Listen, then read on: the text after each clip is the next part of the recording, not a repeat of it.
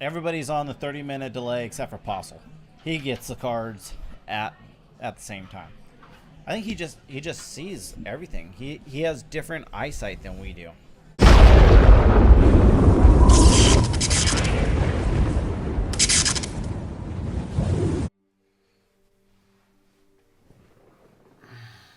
Thank you for joining me today. I know most of you love poker and want to see poker hands.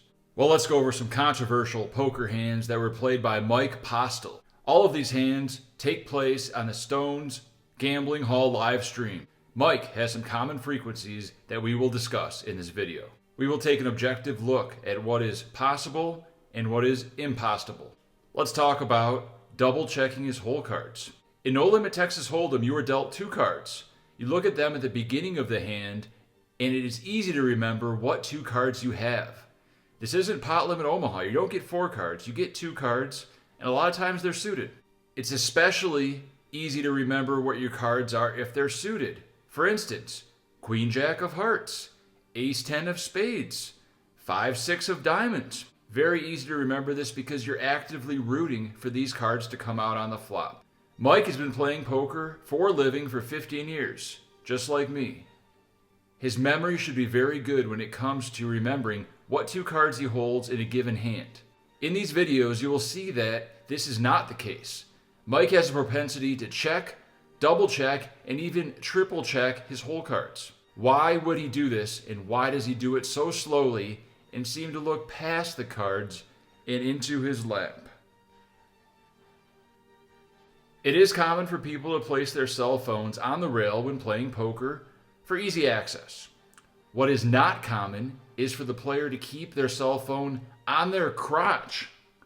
Mike Postle looks at his crotch phone at the most important times in a hand, especially after the flop.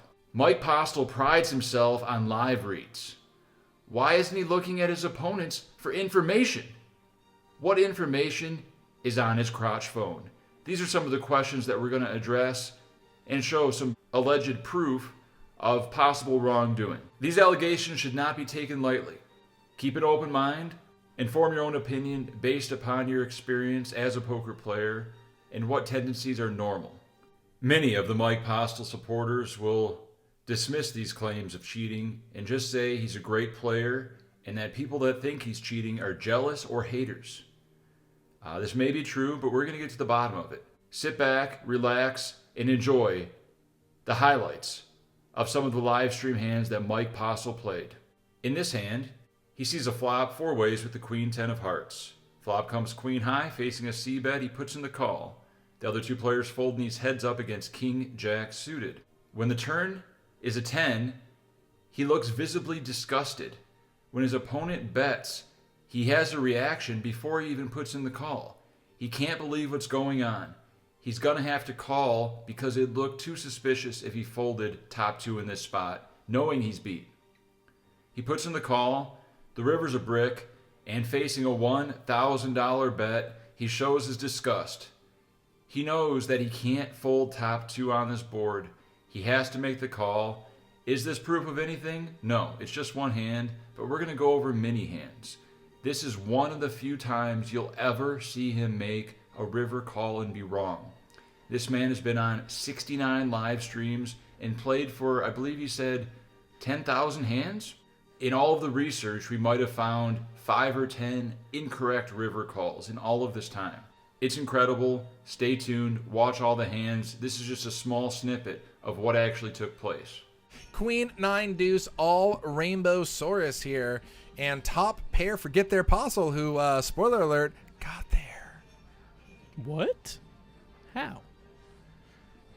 If my business is only worth 10K, that's grossly undervalued. It was a good time when you go Safari Guy. Well, thanks, man. It is worth a little bit more than 10K. And what is that? Drakars? Now following on Twitch. Thanks for the follow, Holmes. We appreciate it, dude. Queen 9 deuce, like I said on the flop there, 10 on the turn, and that's Disco City for Ozzy. Come get some gut shot made whole. Top 2. Is it possible that a cooler has Mike on the bat? Guaranteed not. Queen or 10 on the river. Queen or 10 on the river. Who wants to bet? You know it's coming. Is it possible? It's possible. Possible. That a queen or 10 is going to come on the river. Guaranteed. So now Ozzy has fired, and Mike is deep in thought. Can he find a... Okay, he cannot. Of course he cannot fold. That's just insane. So he does call. He's in position, and can he fill up? No. I had a list of obscenities I was going to yell when he rivered a queen or a 10. I want you guys to know that. Like, they were already ready. Yes, I feel like he missed the river, and I feel like he still rivered it. Like I know. Wait, no, like, I'm sorry, making it's like, are we sure that's a 4 graphics error? So now here we are on the river, and what is happening? Because Mike is in position, and he shoves. No, he just calls. Oh, he calls. Oh, calls. Did calls Ozzy Ozzy's shove bet. into him, Yeah. and No, Ozzy he calls calls? Ozzy's And bet. you can No, see he bet Mike. 1K, Oh, he's and mad. he called. Oh, poor Mike. Boo. He lost 1 pot, guys. Oh, A moment of no. silence for Mike Postle. In this hand, Mike Postle sees a flop 3 ways with Queen Jack offsuit. The flop comes Queen high with the wheel draw. He's up against Queen Jack and Ace 4. Facing a bet of 275 and a call. If he happened to know their hand, he should definitely shove all in here to deny equity. A lot of good things can happen. If the Ace 4 folds and the Queen Jack calls, he just gets to chop up the Ace 4's dead money. Or Ace 4 could call, Queen Jack folds, and he's way ahead. So this is definitely the correct play, although most people would probably err towards the side of just calling with such a marginal hand like Queen Jack in a raised pot 3 ways. There is some speculation that Mike Postle might have information as to what the runouts are, in addition to the hole card information. If this is true, it really makes you think the reasoning behind the jam, if he really wanted the Ace 4 to fold. Because as it turns out, they run it twice versus the Ace 4, and the Ace 4 scoops both pots. Conspiracy theory? Not sure. We're just looking at hands. Hands in a vacuum, but hands all put together will create and paint a bigger picture. Listen to it again. I'm like, okay, Okay, yeah. So everybody in the chat, what's going on? We got PDX. What's up, buddy? We got Set Girl, JB Darts, and Stones Live Poker up in the chat. Everybody that's just kind of hanging out, say what's up. We want to call you out, give you a little bit of attention. You know, because that's what we like to do here. You're part of the show. So we got a 3-way pot, and there's already approaching $600 in the middle, and this is going to be the battle of Mike and Matt. Oh, gosh. Unless Harlan wants to get frisky with his wheel draw. So we got, Mike and Matt looking like they're going to chop, but somehow Harlan really has equal equity in this. Are we just accounting like run good equity because this is your show? Yeah, totally. Counting the possible folding on later streets of Mike or Matt. And we're going to see if Mike can continue his run good of recent months. He has been famously absolutely clobbering every game we see him on here on Stones Live. We'll see if tonight is just February 2nd again and it's Groundhog Day for Mike and he can't lose, or there will be a return to normalcy. One of these nights, there JFK has Poker, to be. No spoilers. And he's just been And right on gosh. cue, Mike is piling a Leaning Tower of Pisa into the middle. And Harlan is just like, F it, bro, this is my game. I'm all in, 3-way. And he just knows he's at 35%, right? He knows he has the best equity, so he's like, of course I'm getting it in. Mike makes the perfect raise here and forces out the hand that was tying him. I went by Mike P, and I told him that whatever software he's using to tell him what everyone has every time, always. Yeah, I know, right? And how to best get them to do. It's not even that, because he also knows how to make them misplay their hands every time. With remarkable Like, consistency. Can you just... Give me that. Yeah. Do you have some sort of like IFB in your ear that's like it's hacking into the RFID and you just know what they have? But that's the thing. It's not even that. He's got to be hacking straight into their brains. Yeah, man. Because he gets them to lay down the best hand. Yes, with the right. Because that's not the only does he thing. know what they have, like he gets them to make plays where like they would never make that play if I did it. They never, ever would find the folds that they find against Mike. Before even playing yesterday, everybody said this guy was the sickest ever. Uh-huh.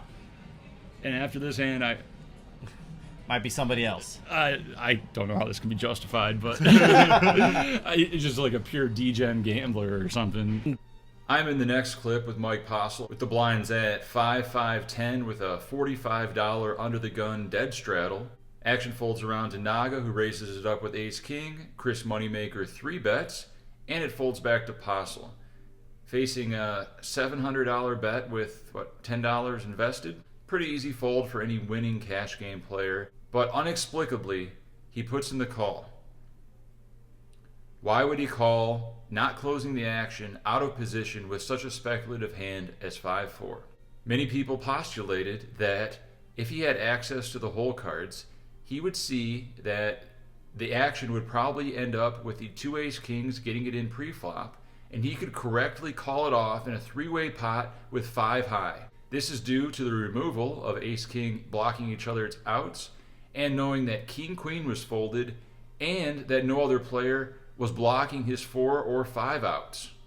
Incredible, I know, with just over 40% in a 3-way pot, $11,000 pot, he correctly called it off twice to get it in good with 4-5 offsuit. After I witnessed this hand, I went into the booth and talked to some of the commentators and expressed my astonishment or concern for the situation. I couldn't put it together. I've never seen anything like it in all of my years of poker, so it definitely set off alarm bells to me in the moment. That was 4 months ago. Here we are now. And Naga waking up with ace king, going to make it, what, 245? Like $600, $700 here. Postle is thinking thoughts with the 5-4. Postle does call. Yep. All in. Yep. He does rip. Moneymaker is going to call here. And what does Postle do? I think this is crazy. Apostle called as well. 3-way all in. Ace king, 5-4, 11.2K pot. And we're figuring out what the hell is going on. Throughout this video, I'd like you to pay close attention to the frequency in which Mike Postle checks his hole cards in the manner that he does it. Like I said before, this is not normal. In this hand, he raises with ace-deuce suited, faces a 3-bet and a cold 4-bet, and he puts in the cold call. This is not standard by any means. I don't think any winning cash game player ever does this unless they have some additional information to make the future streets a lot easier to decipher. In this case, he's up against ace-queen, and they see a flop. King-7 deuce, calls a flop bet with bottom pair. When he checks the turn, he shoves all in for value or a bluff. Not sure unless you can see the other guy's hole cards. Sizing, do you think, if you're Vic, you know, especially 6 inches. Especially We're gonna size up there. So often, 4-bet sizing is gonna be significantly smaller. VIX players that their fold button it's just broke. It's just not working exactly. like it used to. We're definitely gonna want to size up on our bluffs and even size up on our value hands as well. Just because, hey, if these guys are gonna call more or they want to lose value, so we size up. I was thinking even smaller. Through a lot. It's gonna be hard for Mike to really peel here. There's 1355 in the pot here.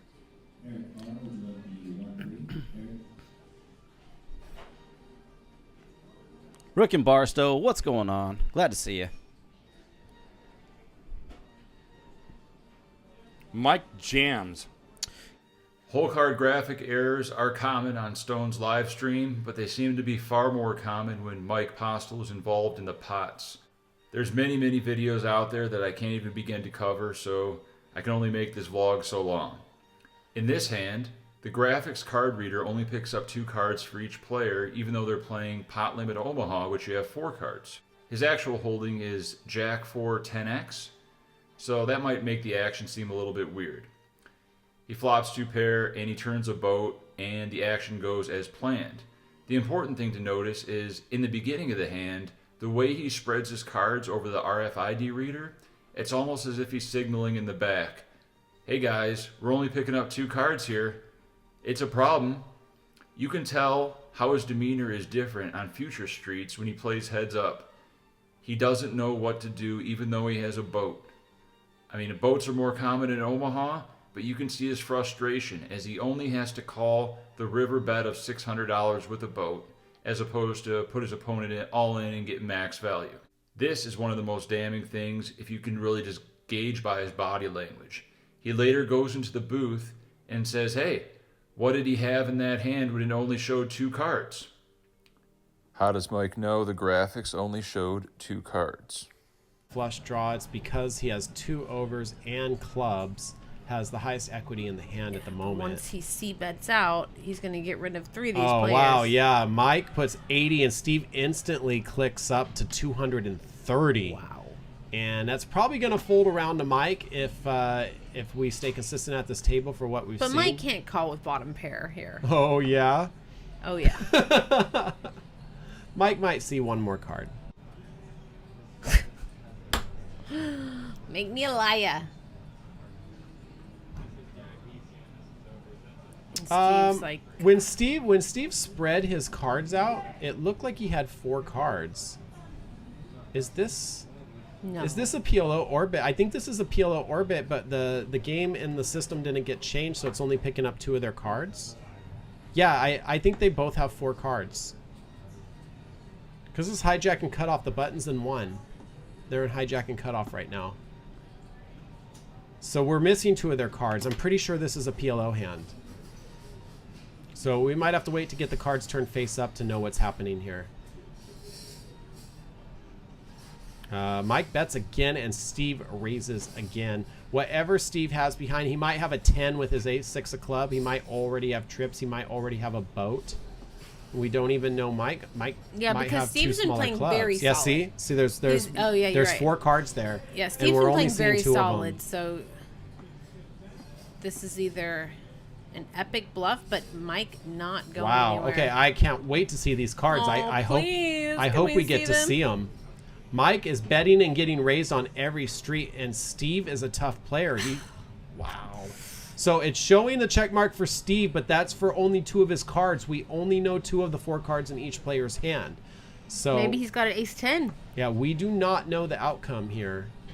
It's a check to Steve. Steve looks like he's thinking about sticking some more chips in for a bet, and I really hope we get to see these Pot cards. 1.4K.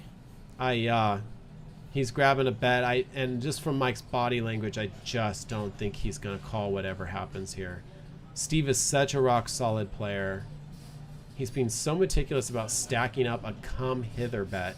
1.4K pot, and he's going to make this really small, get some of that thin mint value. Where's our thin mints?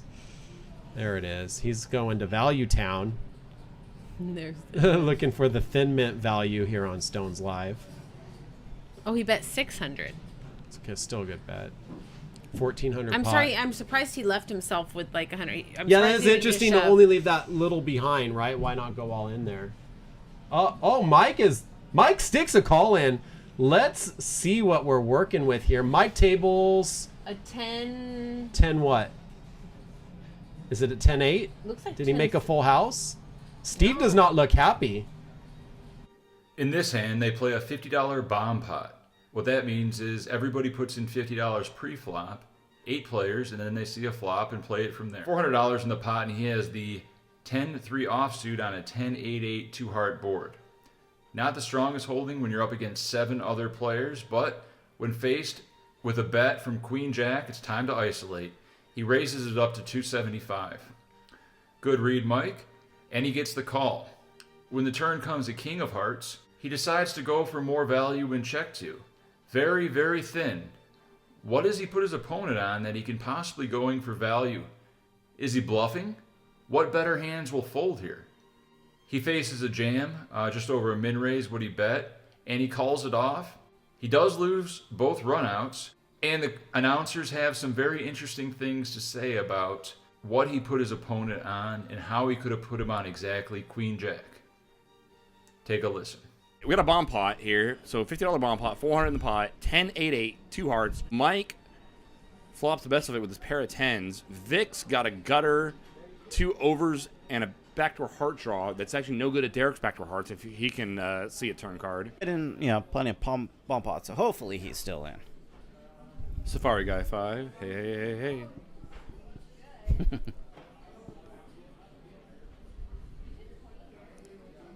All right, so PDX.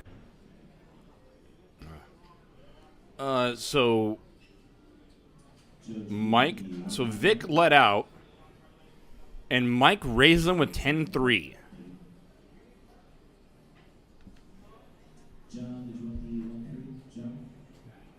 King of Hearts. Very good turn card for Vic. Improves to open-ended and picks up his heart draw. And Mike with the emergency low. It's very unlikely for Mike to be raising the flop multi-way here with a flush draw, with just a flush draw, for the simple reason being that with the board being paired, if someone's got an 8, you're just like going to get blown off, which it sucks. We don't want to get blown off for flush draws. Yep. Multi-way like that. Mike bets 375. And Vic right now is thinking, God, I wish I had position on Mike. Yes. He's like, I've already had the seat change button.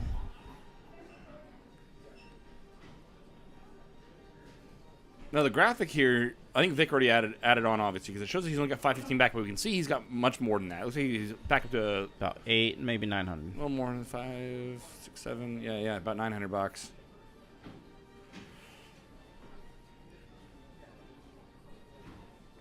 And he's going to stuff it. Check jam by Vic. And I don't know if you're Mike and you can call off here. Did Mike call already? Vic gets First there for one's the Vic. first one. Second one's Vic. Scoop. And that was a pretty quick call off of Mike. So did he just kind of put him on that big kind of combo draw? Yeah, I mean you're interesting there. You're really isolating Vic down or narrowing him down to just Queen Jack, or because we wouldn't expect Vic to be doing that with like a hand like 10-9, 10-8, which we're the king on the turn. Mike's not chopping with all the better tens, Right? So his 3 kickers not an issue, right? But what is he really putting Vic on there to just be like, yeah, we just go with it? You got to specifically think that Vic is only that he's leading multi-way on a paired board with a hand like Queen Jack with a heart, Right. and is then check raising turn with it. But that's the thing. So is he doing that? Is he calling? I'm not hating on that. I'm just saying, to call there. We know that our opponent can have that hand, but we're narrowing our opponent's range down to only that hand. Yeah. It's a lot. So and I don't even think that hand's too often in the line of lead out multi-way, call a raise, check raise turn. That's a lot of hands that are not that hand. Mike Postle looks down at pocket queens. There's an open, there's a 3-bet, and the action's to him. And what does he do? He takes a long, hard look at his phone. Why would he look at his phone in this situation? Does he have a sweat on a college basketball game? Is he getting an important text? I don't know. I can only speculate. He eventually puts in the cold 4-bet and stacks his opponent that happened to have a lesser hand. Nice hand, Mike. Now, here's a little bit different situation here. David M with pocket 10s raises it to 80. Dave O on the button, so in a different position, we saw David Tuckman fold the 6s from the small blind. Dave O, though, he decides to 3-bet with his 6s from the button here. Makes sense. Is a better position, and he's going to force his opponents to a decision. Now, is David M... Mike P, though. Ooh, Mike P wakes up with some honeys. This is the battle of the queens here. Are we going to see the 4-bet? 4-bet incoming? I bet you we're going to see a 4-bet. Mike Postle allegedly gets dealt 10-4 offsuit in this hand and has to recheck his hand many, many times. Eventually, he takes down the pot with a thin river value bet, which turns out to be incorrect because the graphics were wrong once again, and he really had a better hand and beat his opponent's Jack 9, if that's even correct. Not sure, the board is correct, and the announcers have some suspicions when the hand is completed. It's not that knit life. Don't do it. Don't do it. Chicks dig the long ball, not the knit ball.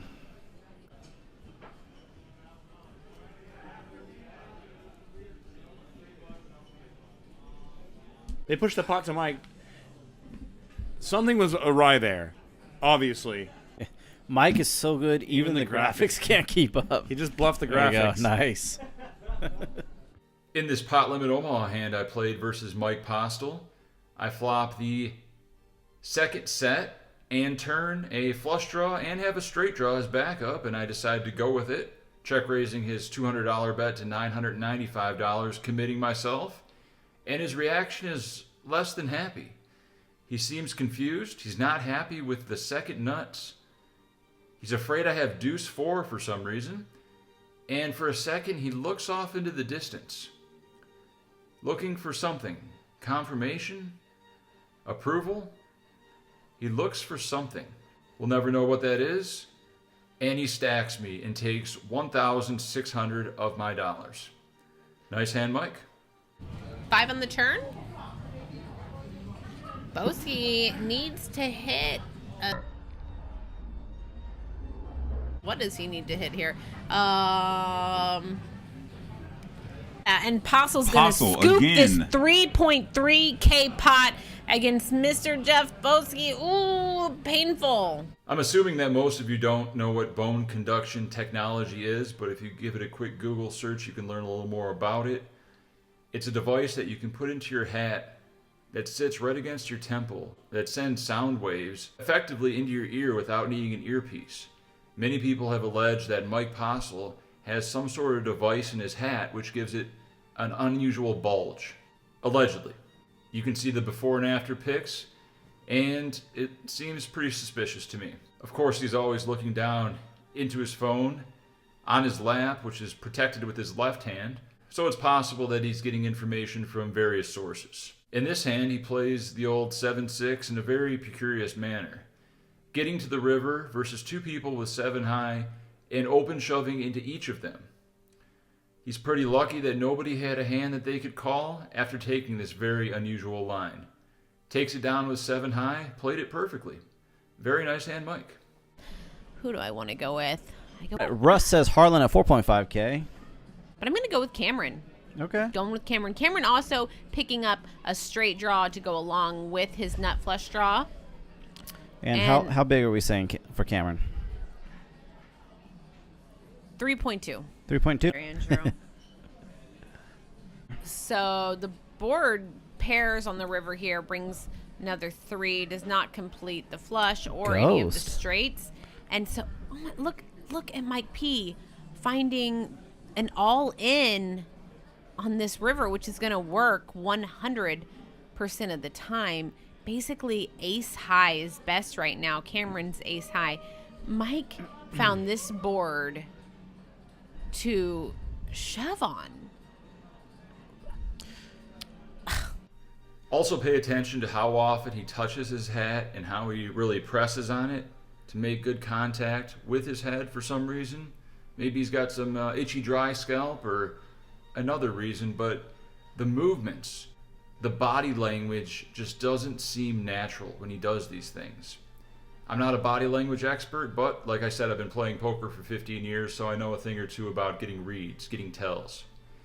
In this hand, he picks up the 9-5 offsuit and somehow puts in $1,000 pre-flop. He's up against ace queen and 6-4. The flop comes jack 9-3, and he shoves $3,000 in the middle into an uncapped range, somehow knowing that he has the best hand. When the ace queen folds, a 7 briefly comes on the turn after Mike says, I have a huge hand, or you're almost drawing dead, or something along those lines. Why would he say, oh shit, when a 7 comes? How would he know that's a bad card? It gave his opponent 4 outs as opposed to almost 0. That's how he knew it was a bad card. They run it twice. He doesn't say, uh-oh, when a king comes on the turn. Maybe just a coincidence. He wins the pot, busts a player, proudly shows his 9-5 offsuit, and celebrates. Mike Postle might have some supernatural powers, or he might be the best player I've ever seen. You be the judge. So It's a Mike sexy opens chat. 9-5 off to 60. Derek flat 60. Porter on the button flat 60. Brian is in the straddle And tanking to get funky. with a 6-4 of spades because he's Brian. He's going for the alto squeeze? Okay, wait, so wait a minute. Mike has a lot of hands. Derek just flatted, so we kind of cap his range sitting with Porter. Mike flats 260. It doesn't matter. Like earlier, it was 4-bet, and he had, I believe, the 6-7 of spades, 7-8 of spades, 7-8 of spades, and I mean he called that For 600 and change, yeah. for 600. So I don't know what sizing we actually go with. That gets a fold. More than $200. I mean, whatever you think you Yes, can get called, I north. guess. Yeah. I'm probably on the save because open 60, call 60 flat 60. I'm probably making like 340ish. Yeah. maybe even larger. I mean, probably, well, I think 320, 340 somewhere in that window. Just because, I mean, He doesn't Derek's count. sticky and Mike's sticky. Derek's sticky with somewhat more reasonable hands. Mike's sticky like With 2 cards. like flypaper. Yeah. I mean, he's just like. So we got Sorry. Derek now. After flatting Mike's open to 60, Wow. he's now put in the back raise. Mike calls 260. Derek now back raises to 950. Insane hand. Oh, back over to Brian, who's like, what floodgates did I open up? Brian Oh, and jams. ships. Brian Oh, ships, God. ships it for. He actually had, I think, about a little over 1,100, if I recall. A little over. It's actually like he has like 1,100 and change. I think it's 1,195, if I'm not mistaken. Brian ships a 6-4 spades for 1,195. Oh my God. And the There we lights. go. This And is that the- move, Oh my God. Look at Mike's reaction. Like the lights went out on me, man. the lights go out. Wow. Only ace queen is definitely not winning this hand. That's all I have to say. Mike Yeah, so it's going to be the Mike 9-5. calls. Mike calls. Mike And the calls sick it. and the So sick now is that because Mike pees in, it's definitely going to be the 9-5. The gotta be. action's now closed. So Derek can't raise. Pretty sure that tournament play. I'm only calling Derek's caught between a rock and a hard place. That's so sick, right? And obviously Mike knows that, right? Otherwise, he's not, because Derek could just ship over It the says top it's and only- put Mike's Derek 3K can to a still have swing. like 10. Scared right now. Oh, you're kidding. Oh, we got a 9. We got a 9 ball for Mike. How many times are they going to run it? And Mike jams. Mike instant jams, just ship it all day. Of course he does. Now, mind you, I'm just last thinking, do you time- feel like he does this on like so many boards is what you're like the problem thinking? is, I mean, even if Doesn't matter. Even if Derek thinks he could be ahead, last time Mike and me showed up with a hand like that.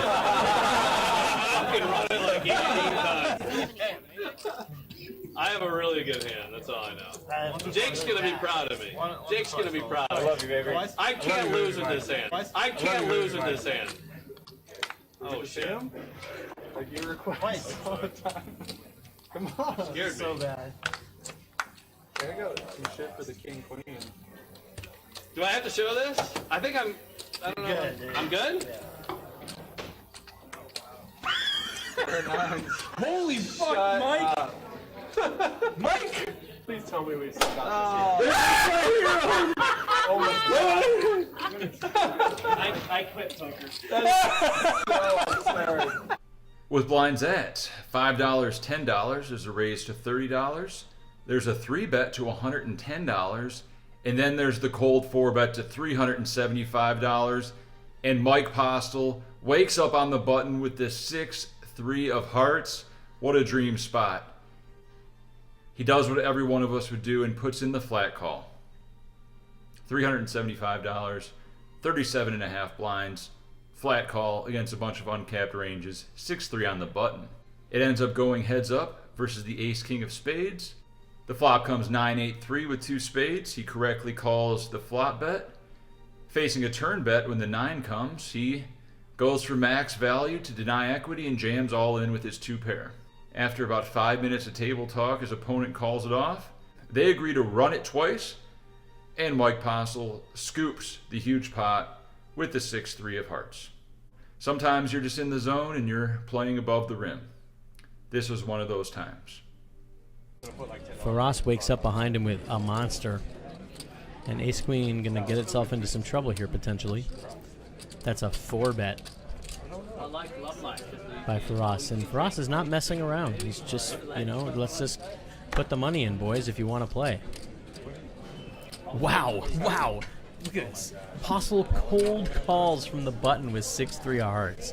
So this is so annoying for Faraz. Like, he's now going to have to play out of position against Mike. He is. But now at least, which is another reason why Ace Queen takes. But see, and Postle outflops him. But he outflops him, but look at the equity advantage for Faraz. He still has 2 overs and the nut flush draw. Yeah. So this is I mean, you know, Faraz makes a 4-bet and Postle makes a mistake by calling him. Like, you know, Mike is very capable of That looked like a string bet, but he might have announced snap call from Mike. Wow. And look out, man. He's wow. Depending on the turn, it did get weird quick though. It bloated up all the way to 2.7K all in. Wow, Postle shoves. That is so sick. What a sick shove by Mike. It really it's a pot-sized bet in essence. He's gonna make Faraz put the rest of his money in because Faraz has about a pot-sized bet behind, or a little less. And Mike just thinks he's good, and he's like, if you want to go, let's go. And he's not wrong. He is good. What a sick show. He is 53% to win if he gets called. And they can always run it more than one time since they're heads up. You put your money over lost. You guys can still do whatever you want to do. All of the cards. Look at all those outs. That's a blink. And Mike fills up. Wow, a 3-2 just to rub it in. Unbelievable. Mike. Allegedly, over the course of 69 live stream sessions, Mike Postle has won close to $250,000. The win rates he has achieved are statistical anomalies. Some might say they're impossible to achieve.